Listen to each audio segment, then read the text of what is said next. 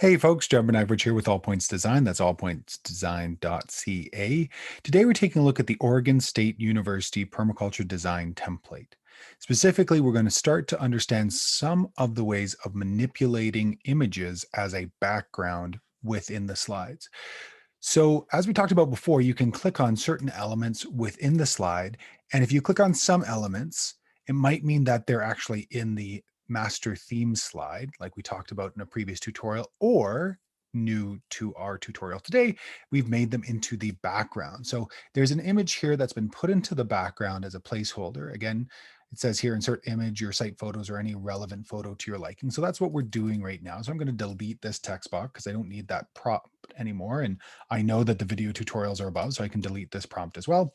And now I'm going to focus on changing this background. Now, you can go to websites like unsplash.com to get royalty-free imagery that might inspire you or your clients, or imagery of the site itself. If this is your site and you have photos of it, this is a great place to insert it.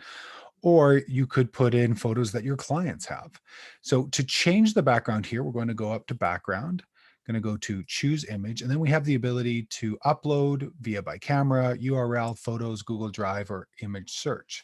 I've already gone about and grabbed a photo, which is a screenshot from Google Earth of the site itself, which I'm going to upload. So I've just taken that from my Dropbox, my downloads, pardon me, and drug it into the upload window, and you'll see that automatically it's updated as the background. So now I've updated this photo. The one thing I haven't done yet is the referencing. So you'll notice in every single element of this tutorial and course, you will have to source your information. You'll notice that there's always a source and then an access date for any information.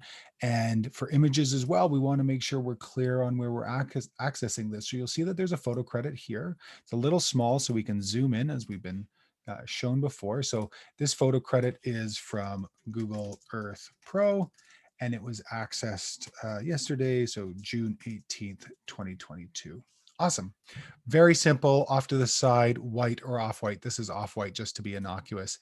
And there we have it. The photo has been referenced and the background has been edited.